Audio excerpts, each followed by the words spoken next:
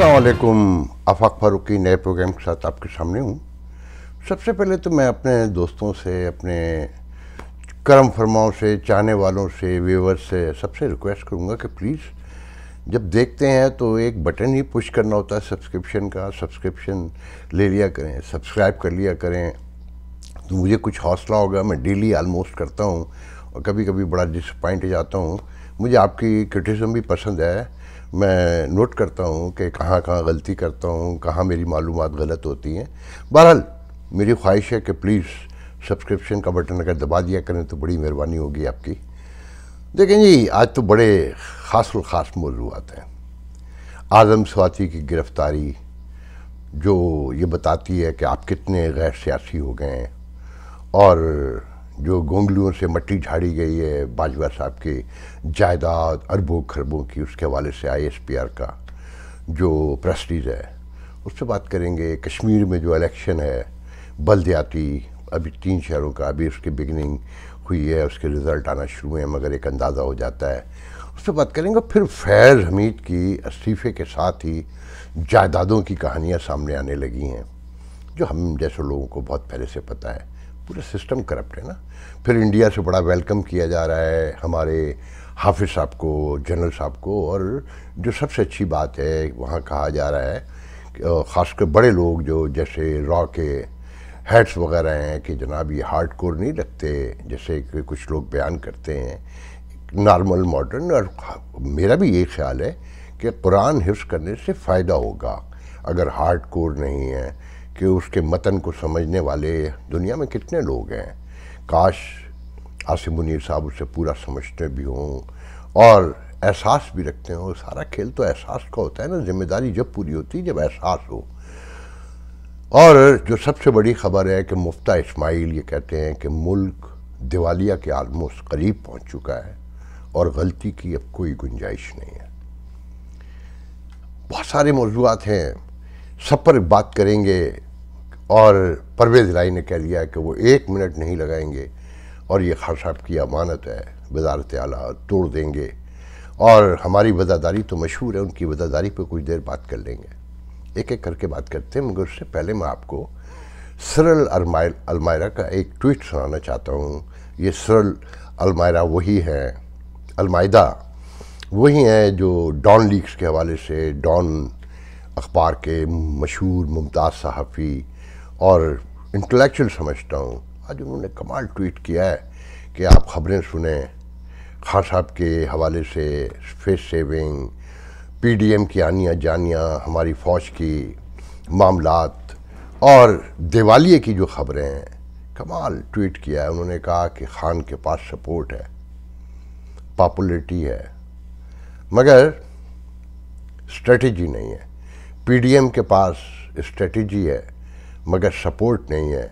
और बॉयज़ मतलब फ़ौज, कि उनके पास ना सपोर्ट है और ना स्ट्रेटजी है। अब ऐसे में क्या होगा, आने वाले दिन क्या दिखाएंगे, मेरे मुंह में खाक, मंजर साफ नज़र आता है। अगर सब एक जगह ना आए, एक मुत्तहद ना हुए, सर जोड़ के ना बैठे और आनियाँ जानियाँ दिखानी बंद न की, एक दूसरे को नीचा दिखाना बंद न किया, तो खेल अपने एंड पर पहुंच रहा है। जाने वाले गोरबा चौफ जिन्हें कहा जा रहा है, मैं उनका नाम बहुत पहले रखना चाहता था मगर फिर मैंने कहा छोड़ो, लोग नाराज़ होते हैं कि बाजवा चौफ हैं ये। अभी 1 दिन रह गया है मगर उनकी आनियाँ जानियाँ, उनका ताकत का इस्तेमाल बंद नहीं हुआ। क्या गलत बात की आज़म स्वाति ने। छोड़े हैं नज़रियाती इख्तलाफ एक तरफ रखें। यही कहा ना कि पांडे को 29 लाख के असास हैं आर्मी चीफ के इंडियंस जो चला गया।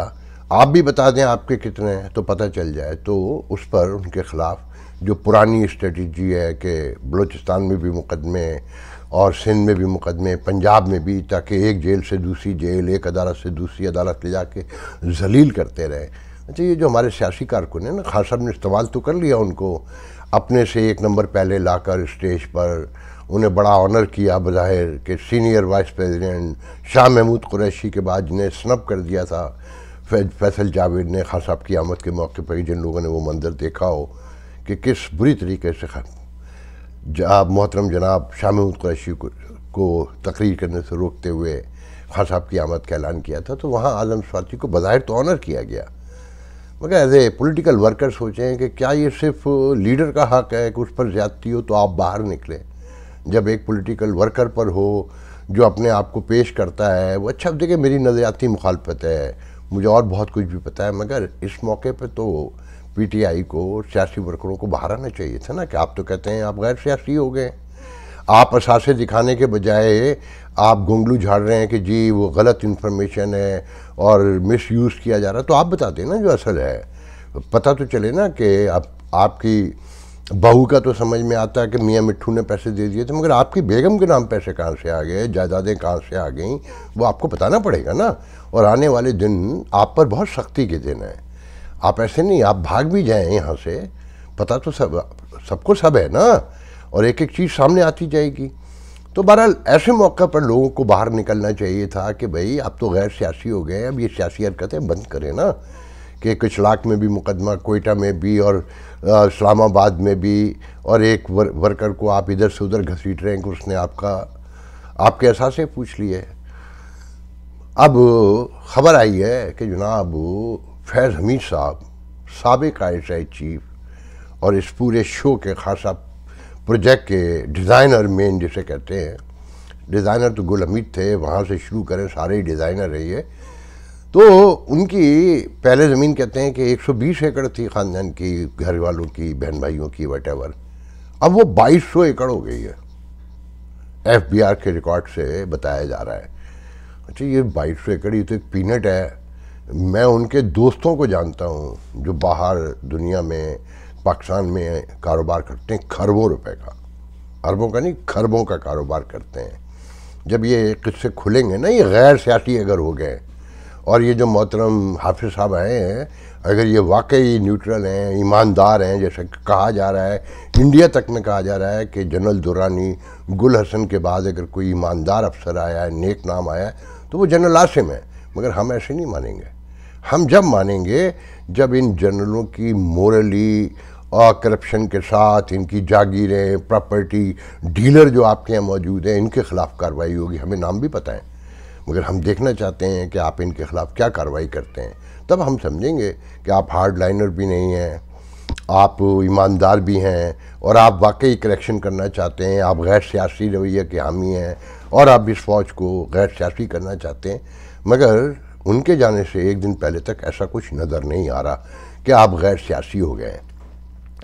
تو دیکھیں بات یہ ہے کہ جب فیض حمید کے معاملات کھلیں گے تو الیاس تنویر تک، جہاں آزاد کشمیر میں الیکشن ہو رہا ہے نا، وہاں تک بات جائے گی کہ اربوں روپے کی وزارت عظمیٰ بھی کی تھی، اور پھر الیاس تنویر کون ہے، ان کا بیک گراؤنڈ کیا ہے، ان کے کیا تعلقات تھے بشرا بی بی سے۔ دیکھیں کہنے والے کہتے ہیں کہ فیض حمید نے جو سارا کھیل کھیلا وہ خان صاحب کے قریب نہیں تھا، وہ بشرا بی بی کے قریب تھا، وہ انفارمیشن دیتا تھا، بشرا بی بی آگے بیان کرتی تھیں ایسے ظاہر کر کے کہ جیسے وہ بہت پہنچی ہوئی ہیں، خان صاحب تو بظاہر سادے آدمی ہیں، انہیں تو صرف وزارت عظمیٰ چاہیے، اور جس طرح عثمان بردار جس کے خلاف سب تھے، اسٹیبلشمنٹ میں بھی لوگ خلاف تھے، پارٹی میں بھی تھے، وہ سب آہستہ آہستہ نیوٹرل ہوتے چلے گئے اور کرپشن بڑھتی گئی، وہ ایک لمبی طویل داستان ہے، وہ آنے والے دنوں میں سب کھلتی جائے گی، جب بزدار بھی پیش ہوں گے، بیبیاں بھی پیش ہوں گی، کھیل تو شروع ہو چکا ہے نا۔ پینڈی نیب نے ملک ریاض کو 190 ملین یورو جو واپس آئے تھے، وہ پاؤنڈ 50 ارب روپے جو بتائے جاتے ہیں، اور خان صاحب نے کابینہ سے ایک بند لفافہ دکھا کے سائن کروا لیے تھے کہ کھولنا نہیں ہے، اس میں دوسری حکومتیں انوالو ہیں اور مسائل بڑھ جائیں گے، تو اس کے لیے نوٹس کر دیا۔ اب اس میں بشرا بیویز کہتے ہیں پیش ہوں گی، اس میں گوگی کو بھی آنا پڑے گا، اس میں شہزاد اکبر کو بھی آنا پڑے گا، اور خان صاحب کو بھی جانا پڑے گا، ابھی تو کھیل شروع ہوا ہے، تو یہ معاملات بہت آگے تک جائیں گے۔ اچھا دیکھیں کشمیر میں یہاں ایک بات کہنا چاہتا ہوں پی ٹی آئی والوں سے، پی ڈی ایم والوں سے، کہ آپ کو ایک چیز سمجھنی ہوگی، آج کہہ رہے ہیں نا کہ مجھے ابھی پچھلے دو میں نے بتایا تھا کہ ایک جنرل ملے تھے، ریٹائرڈ لیفٹیننٹ جنرل، کہ لئے یہ 13 پارٹیاں تو فارغ ہو گئی ہیں، خان صاحب ہی خان صاحب ہے۔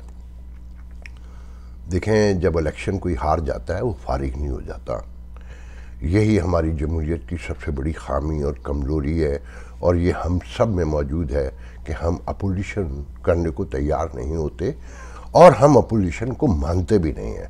ہرا دینے کا مطلب ہم سمجھتے ہیں کہ صفحہ ہستی سے مٹا دیا، اور ہم ہار جانے کا مطلب بھی یہ سمجھتے ہیں کہ صفحہ ہستی سے مٹ گئے۔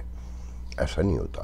ڈیموکریسی میں اگر حکومت اہم ہے، جس کے پاس ہاؤس ہے، میجورٹی ہے، وہ اہم ہے، تو اتنا ہی اہم چیک اینڈ بیلنس کے لیے اپوزیشن ہے۔ اب وہ آزاد کشمیر میں مجھے نظر آ رہا ہے پی ٹی آئی جیتے گی، مگر پیپلز پارٹی بھی کہیں جیت رہی ہے، مسلم لیگ نون بھی جیت رہی ہے۔ ہارنے والے 40-50، اول تو ووٹنگ کتنے نمبر پہ ہو رہی مجھے نہیں پتا، بہت کم ووٹ ہیں کہ 450 ووٹوں پہ تو جیتنے والا 500 ووٹوں پر، تو ہارنے والا 450 پہ ہے۔ تو 50 ووٹوں سے ہارنے والا اگر 500 ووٹ والا جیتا ہے تو 450 ووٹ رکھتا ہے ہارنے والا۔ اس کا احترام کرنا سیکھیے۔ جب تک اپوزیشن کا احترام نہیں ہوگا اور اپوزیشن کو بھی احساس نہیں ہوگا کہ وہ اپوزیشن ہے، آپ کی کوئی ترقی، کوئی خوشحالی، کوئی کشیدگی کمی کی کوئی چانس نہیں ہے۔ یہ ذہن میں رکھیے گا، اور خاص صاحب کو بھی یہ انڈرسٹینڈ کرنا پڑے گا۔ یہ جو آج حالات یہاں تک آ گئے ہیں نا کہ دیوالیے کی خبریں ہیں، پی ٹی آئی بھی کہتی ہے تو سمجھ میں آتا ہے کہ اپوزیشن ہے، اور اسحاق ڈار لاکھ انکار کرے، جو انٹرنیشنل کمیونٹی کی ریٹنگز وغیرہ آ رہی ہیں، وہ سب میں یہی ظاہر ہوتا ہے کہ آپ کا خطرہ بڑھ رہا ہے، کیونکہ آپ کی پولیٹیکل جو پولرائزیشن ہے وہ بڑھتی جا رہی ہے، وہ کم نہیں ہو رہی کسی طور پر بھی۔ جب تک وہ کم نہیں ہوگی یہ خطرہ بھی نہیں ٹلے گا۔ میں اس پہ لمبی بحث نہیں کروں گا، میں چاہتا ہوں کہ یہ معاملات درست ہو جائیں۔ آپ اکنامک ایمرجنسی اگر اس لیے لگانا چاہتے ہیں کہ آپ نے کنٹرول کرنا ہے، آپ نے ملک کو سدھارنا ہے، سنبھالنا ہے، تو سمجھ میں آتا ہے، مگر آپ نے عمران خان کو شکست دینی ہے، اس کو دھکیلنا ہے، تو اس سے آپ کو نقصان پہنچے گا، فائدہ نہیں پہنچے گا۔ خان صاحب کو لوپ میں لینا پڑے گا، اور خان صاحب کو بھی انڈرسٹینڈ کرنا پڑے گا اس پاپولیرٹی کو سنجیدگی کے ساتھ اپنی رسپیکٹ رکھتے ہوئے کیش کرنے کی ضرورت ہے جمہوریت کے حق میں، ملک کے حق میں۔ اگر اس سے ہٹ کر آپ اپنے لیے سوچیں گے اور صرف اپنے لیے سوچیں گے تو نہ آپ کے ہاتھ کچھ آئے گا، نہ قوم کے ہاتھ کچھ آئے گا۔ جو نظر آ رہا ہے آنے والے دنوں میں اس کے اور واضح نقوش سامنے آتے چلے جائیں گے۔ جو دیکھیں، وہ جو کہتے ہیں نا کہ خان صاحب نے فیس سیونگ کی، بلا شبہ کی، 7 مہینے سڑکوں پہ ہی رہے۔ میں نے کل بھی ذکر کیا تھا، اب تو فگر بھی آ گئے کہ صرف اسلام آباد میں خان صاحب کو روکنے کے لیے جو کنٹینرز پر، فورسز پر پیسے خرچ ہوئے نا، وہ 40 کروڑ روپے ہیں۔ 1 ماہ تک کنٹینر رکھے رہے ہیں سڑکوں پر۔ اس سے جو اکانومی کو اسلام آباد کی دھکا لگا ہوگا، یا پوری ڈومیسٹک کہنا چاہیے ان جنرل پاکستان کی، وہ حساب تو کوئی دیتا ہی نہیں نا، ہمارے یہاں بتاتا ہی نہیں ہے کہ کتنا بڑا نقصان ہو گیا۔ پھر جو خان صاحب نے خرچ کیا، جس پیمانے پہ ان کے لوگوں نے خرچ کیا، ایک برباد معیشت کے ملک میں یہ ممکن تھا؟ یا یہ کوئی سینسیٹیو لیڈر کر سکتا ہے؟ یا یہ ایسا کرنا چاہیے تھا؟ آپ یہ اسمبلیوں کا اعلان تو پہلے بھی کر سکتے تھے نا، اور اب بھی لوگ یہ کہتے ہیں آپ توڑیں گے نہیں، وہ آپ کو تحریک عدم اعتماد کے ذریعے نکالنا چاہتے ہیں تاکہ اب اسمبلیاں نہ توڑ سکیں۔ انہوں نے ان کی آنے جانیاں شروع ہو چکی ہیں۔ اچھا، میں کہتا ہوں خدا کے لیے انتخابات کروائی لیں تو بہتر ہے، جیت جانے دو خان صاحب کو، کوئی فرق نہیں پڑتا، دنیا ختم نہیں ہو جائے گی۔ خان صاحب کی پالیٹکس ختم ہونے کا خدشہ ہے مجھے اگر انتخابات ہو گئے۔ خان صاحب کو غور کرنا چاہیے، ان کی کوئی تیاری نہیں ہے۔ اچھا، لوگوں نے پوچھا ہے کہ جی وہ کیسے پرویز الہی، کہ وہ کہتا ہے کہ جی ان کی امانت ہے، وہ جب چاہیں گے 1 منٹ میں توڑ دیں گے۔ دیکھیں، پاکستان کی نہیں پوری دنیا کی سیاست جھوٹ اور لالچ پہ کھڑی ہوتی ہے، اور لالچی جھوٹے کے ہاتھوں مارا جاتا ہے۔ خان صاحب جھوٹ بول رہے ہیں، نہیں بول رہے ہیں، مگر پرویز الہی بہت بڑے لالچی ہیں۔ ان کو ذرا غور سے دیکھیں، انہیں پتہ ہے کہ اب موجود جو پولرائزیشن ہے پولیٹیکلی، اس میں چھوٹی پارٹیوں کی خاص کر پنجاب میں کوئی گنجائش نہیں رہ گئی ہے۔ تو ان کی 10 سیٹیں اور 15 سیٹیں، 5 سیٹوں کی پارٹیاں، یہ اب پی ڈی ایم میں جائیں یا خان صاحب کے ساتھ رہیں تبھی زندہ رہ سکتے ہیں، انہیں الگ سے کچھ نہیں ملنا، اور پھر ان کی تو اپنی پارٹی بھی ٹوٹ گئی ہے نا۔ تو ان کے ذہن میں یہ ہے کہ اگر میں خان صاحب سے اپنی لائلٹی، اپنی آنیسٹی شو کر دوں تو اگلی بار بھی اگر حکومت بنتی ہے خان صاحب کی تو میں ہی چیف منسٹر ہوگا۔ مگر خان صاحب بھی اتنے سادہ نہیں ہیں کہ اسی اتار کے لوڑنے سے دوا لیتے رہیں گے. اگر ان کو اکثریت آ جاتی ہے تو ان کی پارٹی پرویز الہی کو بنانے دے گی. مگر پرویز الہی خواب تو دیکھ سکتے ہیں نا. اور پھر کون جانے کہ کہہ رہے ہیں ڈبل کھیل رہے ہوں, ادھر بھی ملے ہوئے ہوں. جیسے جب خان صاحب نے پچھلی بار حکومت پرویز خٹک کی توڑنے کی کوشش کی تھی تو پرویز خٹک نے تو اپوزیشن سے تحریک عدم اعتماد ڈلوا دی تھی نا خود سازش کر کے. تو کون جانے کہ اس تحریک عدم اعتماد میں بھی جو لے کر آ رہی ہے نون اور P D M whatever, اس میں بھی پرویز الہی شامل ہوں. کیونکہ سب نے اپنا اپنا گیم کھیلنا ہوتا ہے نا, اپنے نمبر بنانے ہوتے ہیں, اپنے آپ کو زندہ رکھنا ہوتا ہے پالیٹکس میں. اور یہ کہنا ان کا پرویز الہی کا کہ ہماری وزاداری تو مشہور ہے اور ہم وزادار لوگ ہیں. آپ کی وزاداری اتنی ہے کہ آپ نے اپنا خاندان توڑ دیا اس پالیٹکس کے لیے. آپ نے اپنے بہنوئی, اپنے بھائی, جس کی وجہ سے آپ مشہور ہیں, وزاداری ان کی مشہور ہوئی تھی پہلے, پھر اس میں آپ کو حصہ ملا تھا. اب آپ کی کوئی وزاداری مشہور نہیں ہے. آپ کی وزاداری یہ ہے کہ آپ نے آصف زرداری سے وعدہ کر لیا کہ آپ ان کا ساتھ دیں گے پی ڈی ایم کا. آپ نے مٹھائی بھی بانٹ دی, مٹھائی لے کے پہنچ بھی گئے اور آپ صبح مکر چکے تھے. آپ کہتے ہیں کہ آپ اصولوں کے اور وعدوں کے پکے نہیں, ایسا کچھ نہیں ہے. اور سیاست میں تو مشہور ہے نا کہ اگر کسی کو دوست چاہیے تو کتا پال لے, کوئی کسی کا ساتھ نہیں دیتا. سب اپنے اپنے مفادات کے لیے کھیلتے ہیں. آپ بھی اپنے مفاد کے لیے کھیل رہے ہیں. آپ کی سیاست کتنے عرصے اور چلے گی کسی کو نہیں پتا کہ وہاں ہونے کیا جا رہا ہے. خان صاحب کو بہت سمجھنے کی ضرورت ہے, بڑے غور کرنے کی ضرورت ہے. اور یہ جو اعظم سواتی کے ساتھ ہوا ہے اس پر خان صاحب کو بڑے پیمانے پہ اسٹینڈ لینا پڑے گا. اور ورنہ کہنے والے تو یہ کہتے ہیں نا خان صاحب ایک ایک کر کے ساتھی چھوڑتے جائیں گے. شہباز گل سے جیسے لوگ جو ہے نا زیادہ سے تھوڑی رکتے ہیں اور خان صاحب کو فارغ کر دیں گے. مگر میں نہیں سمجھتا کہ خان صاحب کبھی فارغ ہوں گے. اور میں پاکستانی عوام سے کہنا چاہتا ہوں کہ خدا کے لیے کسی سیاستدان کو جعلی طریقے سے فارغ ہوتے ہوئے مت دیکھیے گا. خان صاحب آپ کے لیے اتنے ہی امپورٹنٹ ہیں جتنے اور دوسرے لیڈر ہیں.